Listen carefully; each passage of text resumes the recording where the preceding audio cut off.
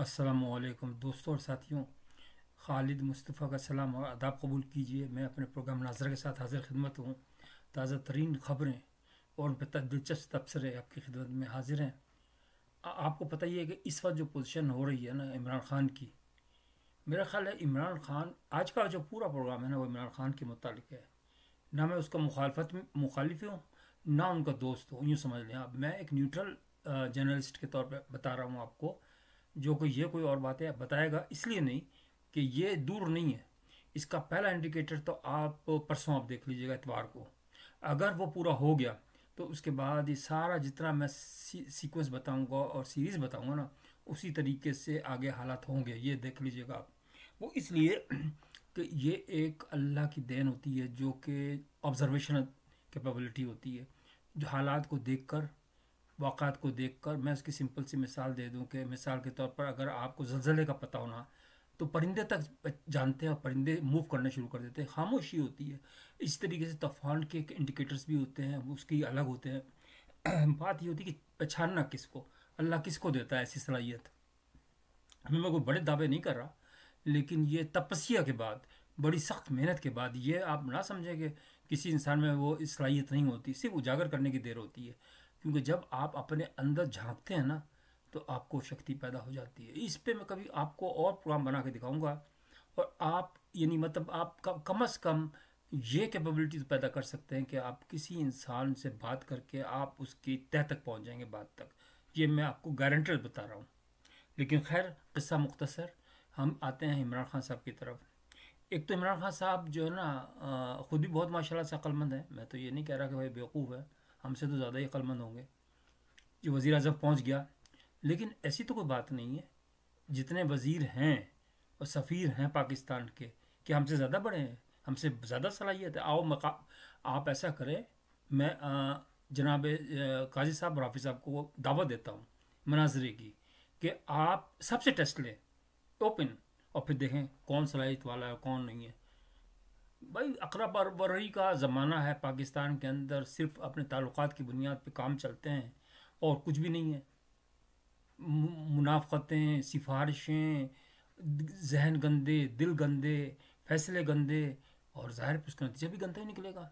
ये तो मैं बता दूं आपको, हम जैसे थोड़ी होंगे इतने शरीफ नेक, जो सीजनड और जो घरों में पले हुए, जो अपने वतन के लिए मरने के लिए तैयार। तो मैं बता रहा था कि इमरान खान साहब जो एक तो वैसे ही वो हैं, उनके फैसले आप देखें। अब मैं कभी कभी सोचता हूँ कि यार इतना बेवकूफ़ होना नहीं चाहिए वैसे। किस लिए? पहला जो फैसला है ना, अच्छा ये कड़िए, अगर आप, मैं हाफिज़ साहब को डायरेक्ट मुखातिब हूँ कि अगर आप कड़िए मिलाए ना, तो एक डॉक्टर बैठा है अमेरिका के अंदर। ये तो खैर आपने अच्छा किया कि अंजुम साहब को भेज दिया ना वहाँ, सफ़ीर। वो सफाया ऐसा करेंगे कि याद रखेंगे ये किस किस का सफाया। एक तो ये पकड़े आप, मेन जो वो कल्प्रिट है वो है डॉक्टर, वो पता नहीं क्या नाम है, मैं इसका भूल गया, शहबाज गुल। वो है, वो सारा जो स्प्रेड करता है ना, बड़ा शातिर आदमी है, वो स्प्रेड करता है। फिर ये जो कर्नल मेहदी और ये जो है बाजा जो है, इन तक बातें पहुंचती हैं, और मुहित पिरज़ाद तक। अब देखिए, मैं उनको पूछता हूँ अपने हाफिज़ साहब को कि सर आपकी आर्मी की ये ट्रेनिंग है कि राजा जैसे आदमी भी मेजर बन गए? आप अंदाजा तो करें, इसके अंदर कोई सलाहियत ही नहीं है। Destructive, total destructive. भाई देखे ना, वो कहता है पाकिस्तान ने क्या दिया, हम कहते हैं पाकिस्तान ने हमें सब कुछ दिया, हम एहसान नहीं उतार सकते उसका। हम भी बाहर बैठे हुए हैं, लेकिन हमें भी बहुत सी डिफ़िकल्टीज़ हुई, लेकिन हम हमेशा ये कहते हैं कि नहीं, अल्लाह ने हमें हमारी से ज़्यादा बढ़कर दिया। भाई सबके साथ है ताल्लुका, तो ठीक है चलते हैं, मैं ये नहीं कह रहा।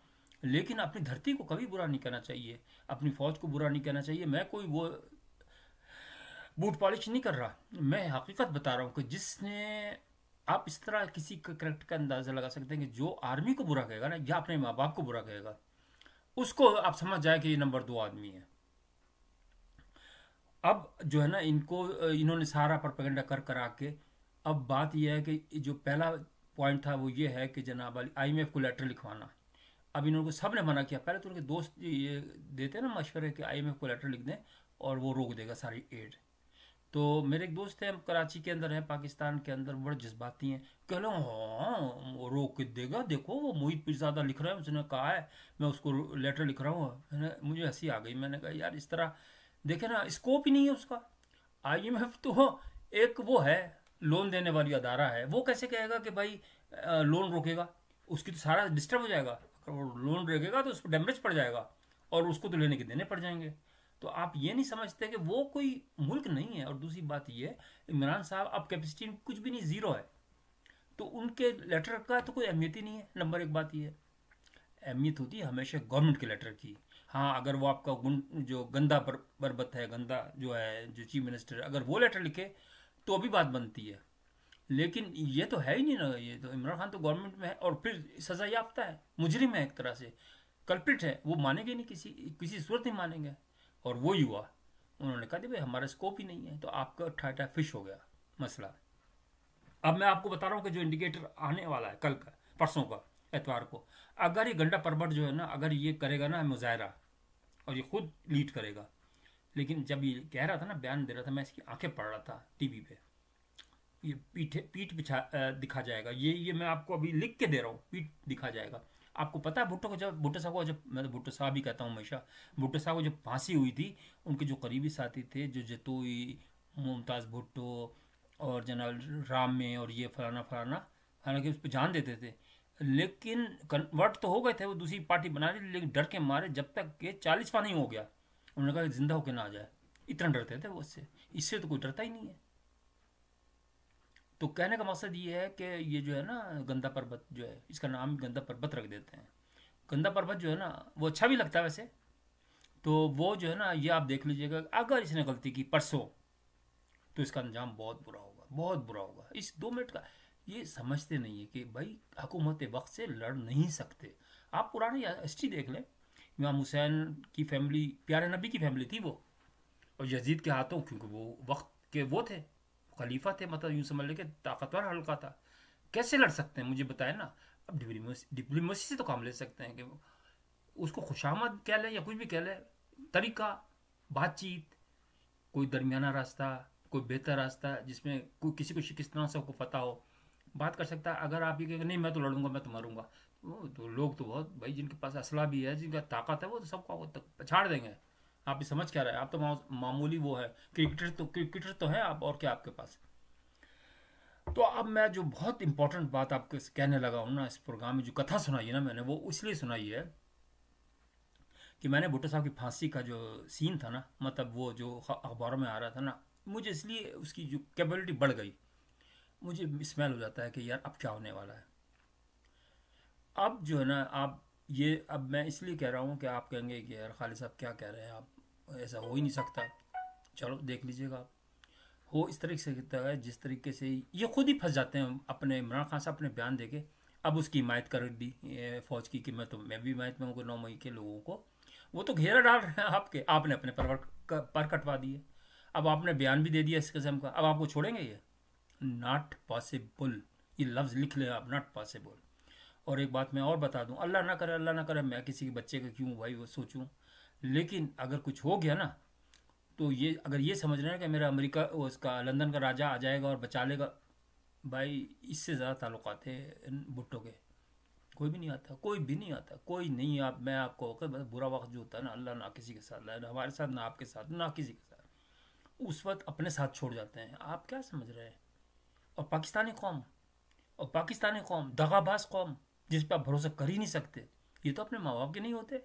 किसी अंग्रेज़ ने कहा था, मुफक्किर ने, ये तो अपनी माँ को बेच देते हैं। अब इससे अंदाज़ा इसकी अहमियत को सोचें आप, और ये बिल्कुल हकीकत है कि बेच देते हैं पैसों की खातिर। तो ये कैसे वो करेंगे? आप देखें तो सही ना कि पाकिस्तान में हो क्या रहा है। तो अब इन्होंने आखिरी जो है ना, अब वो उसके अंदर तरमीम भी कर रहे हैं आइन के अंदर, जो ये जो सज़ाएँ हो रही ना मिलिट्री की तरफ से 9 मई वाले। मैं वैसे बेसिकली इस बात के हक़ में हूँ कि उनको सज़ाएं होनी चाहिए, लेकिन इनको थोड़ा सा तो अक्ल तो होनी चाहिए ना, कि उनको ये तो कह सकते थे बयान के अंदर कि जो फिज़िकली मौजूद हैं ना, जिन पर खिलाफ कोई प्रूफ है, उनको आप बेशक सज़ा देते हैं। अब मिसाल के तौर पर अगर ये खुद नहीं है, तो ये कुछ बेनिफिट ऑफ डाउट ले सकते हैं, मैं वैसे कह रहा हूँ, बता रहा हूँ। लेकिन जो अब जैसे मिसाल से इनका भांजा है, वो उसने पैंट लहरा रहा था, तो वो तो क्लियर कट यार, अब ये तो फिर आंखें बंद करने वाली बात है। फिर तो आप छोड़ दें पाकिस्तान को, फिर वैसे ही दे दें इंडिया को, मिला दें इंडिया से। अगर आप इतना मासूम हैं कि कुछ नहीं होगा। नहीं, अगर आर्मी का आप इतनी नरमी करेंगे, ये तो पता नहीं क्यों आप इतनी नरमी करें। अच्छा, खतीजा को भी आप लेकर आए। मैं जो इम्पोर्टेंट बात बता रहा था कि आप वो खतीजा को जो छोड़ दिया ना, आर्मी की वो बेटी है या भांजी है, भतीजी क्या है, पोती है सारी, उसको भी सजा दें, दोबारा पकड़ें उसको। क्यों है? देखिए, सजा सबके साथ एक जैसी होनी चाहिए। भुट्टो को सिर्फ एक फांसी दी थी, उसका सब माफ हो गए थे। ये आपको याद रखना चाहिए। इस दफ़ा अवाम कबूल नहीं करेंगे इस किस्म की सज़ाएं। वैसे मैं बता रहा हूँ, इमरान खान का मैं फेवर नहीं कर रहा, लेकिन मैं कह रहा हूँ कि इसके शिकंजा जो है ना सही तरीके से रगड़े, चारों तरफ बांधे, तो इसको जो है ना, मतलब मैं ये कहता हूँ कि अब इसने अपने हाथ पांव सब बंधवा दिए। बदकिस्मत इंसान, मैं ये कहता हूँ। भाई हम लोग, बच्ची बच्ची है कहती हैं हम प्यार करते हैं, माँ करे वो मासूम बात। जैसे वहीद मुराद थे, हीरो थे, सब लोग कहते थे यार मैं तो वहीद मुराद जैसा बनूंगा। बच्चों से हम भी जब थे वहीद मुराद बनेंगे हम। वो बच्चों बचपना होता है, बचपना। बाद में जब मेच्योरिटी हो जाती है तो भाई फिर थोड़ी इस तरह बातें की जाती हैं कि ये अब इमरान खान को आप ये कह रहे हैं मैं प्यार करती हूँ। आपका कहने का दूसरा मकसद है, मैं मानता हूँ, लेकिन जब मुल्क की बात आएगी ना तो प्यार व्यार सब खत्म हो जाएगा। हमारा मुल्क सबसे पहले है, उसके बाद हमारा प्यार, हमारे रिश्ते, हमारे नाते। हज़रत जो नूह अलैहिस्सलाम थे, उनका बेटा नहीं बैठा था जहाज़ के अंदर, वो मर गया था तूफान के अंदर। नहीं आया, हालांकि वो तो पैगंबर का था, समझ लो नबी का बेटा था। तो कहने का मकसद ये कि जो अच्छे लोग हैं ना, जो हमारे साथ हैं, मतलब हमारे साथ है, मुराद ये है कि अब उसके साथ जो मुल्क के साथ हैं। अब मैं ये कहता हूँ कि हाफिज़ साहब की इतनी इतनी बुराइयां मैंने सुनी हैं, ये कौन स्प्रेड कर रहा है? सवाल तो ये है ना, कौन स्प्रेड कर रहा है? काजी साहब को मतलब, मैंने कहा यार काजी साहब जैसा तो ख़ानदानी आदमी मैंने देखा नहीं। वो मेरा ही रिकॉर्ड लगा देते हैं, पता नहीं कौन सी यूतिया कौम आई है ईमान से। वो सही कह रही थी ना, सुनहरा जो बीवी कह रही थी ना, पता नहीं एक औरत जो इन्होंने फ़ोन किया पूछने के लिए खबरें, उसने उल्टी सीधी सुना दी, उन्होंने फ़ोन ही बंद कर दिया। और ऐसे मेरे साथ भी ऐसे ही हुआ कि जिसके साथ बात करो ना उल्टे दिमाग खराब हो गया लोगों का। भाई आप बताएं ना, आपने किया क्या? मुझे ये तो बताएं। आपने 90-90 लाख के घड़ियाँ बेची, आपने करोड़ों डॉलर की घड़ियाँ बेची, आपने क्या बुजदार को, बुद्धू को जो था ना, आपने बुद्धू को, उसको बुद्धू, उसको क्या क्या इख्तियार दिया और उसने लूट मार मचाई। अभी तक हुकूमत जो है ना, सर हाफिज साहब, इसको ज़रा थोड़ा रगड़ा लगाए। मुकल मिट्ठे जी की 4 बंदे भेजें और तेल की बोतल भेजें, फिर ही सीधे होंगे। ये मैं बता दूं, ये कौम सीधी होने वाली है ही नहीं ना, ये तो मैं आपको बता दूं। बड़े बीबे जिसे कहते हैं ना पंजाबी में, इनको ऐसे थोड़ी आएंगे काबू। इनको तो ठीक ठाक तरीके से चितरौल पी जाए फिर ये काबू में आएंगे। इसलिए कि इनको वो पता नहीं चला कि अमेरिकन करते क्या हैं। इराक के साथ किस तरह उन्होंने किया था, अभी इनको पता नहीं है ना, वो बात मासूम है ये। शामियों के साथ क्या किया था, शामी तो इसलिए बच गए कि उनके रूस की मदद थी।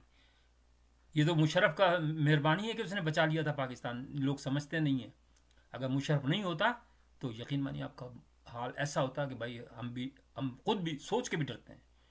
अभी भी वक्त है, अभी भी वक्त है, सुधर जाओ, अपने फ़ौज की और अपनी अदारों की हिमायत करो। और मतलब ये है कि आप गैर ज़रूरी चीज़ें क्यों करते हैं, मेरी समझ नहीं आ रहा। अब अगर कंक्लूड में ये करूँ कि इमरान खान साहब का अगर आप ये देखें, इन्होंने खुद 5 सूबों की हुकूमत थी इनके पास, 3-4 सूबों की थी, सेंट्रल की भी थी। अब क्या बची? एक की, सेंट्रल भी ख़त्म हो गया। ये अक्लमंदी है। ऐसे अक्लमंद लीडर जो होते हैं ना, अगर आपके पास होंगे ना, तो आपका काम जो है ना, वो कहाँ से कहाँ पहुँचेगी आप सोचें ज़रा। मैं कुछ कह नहीं रहा, मैं उनकी बुराई नहीं कर रहा, तारीफ भी नहीं कर रहा, लेकिन आप खुद सोचिए, अपने दिल से फैसला कीजिए भाई। अब आप कहेंगे कि यार बेईमानी हुई है, वोट तो आपने सही दे दिया। अब हाँ, अगर बेईमानी हुई है तो भाई सीटें कैसे मिल गई, मुझे ये बताया ना। अगर बेईमानी फुल 100% नहीं हुई होगी ना, वो तो उनके साथ भी हुई होगी, नवाज शरीफ साहब के साथ भी हुई होगी, औरों के साथ भी हुई होगी। लेकिन आप एडजस्ट करें। अगर खुदा ना करे नहीं भी हुकूमत मिल रही, तो आप क्यों लेटर लिख रहे हैं IMF को? आप अपोजिशन बैठें, मुकाबला करें और उनकी गलतियों को उजागर करें। बेवकूफ़ इंसान, उनकी गलती को उजागर करो और फिर आहिस्ता आहिस्ता 4-6 महीने के अंदर आप काबू में आ सकते हैं। कोई ऐसी बड़ी बात नहीं है। लेकिन अक्ल कहाँ से लाए आदमी? सॉरी मैं थोड़ा जोशीला हो गया, लेकिन मैं सच्चाई के साथ कह रहा हूँ। एक सच्चा मुसलमान और सच्चा पाकिस्तानी कह रहा है, मैं तो भाई अपनी जान दे सकता हूँ अपने वतन के लिए। मैं नहीं मुखालफत ऐसा नहीं कर सकता किसी दूसरों की। सबसे पहले मेरा पाकिस्तान है। पाकिस्तान जिंदाबाद। अपना ख्याल रखिएगा।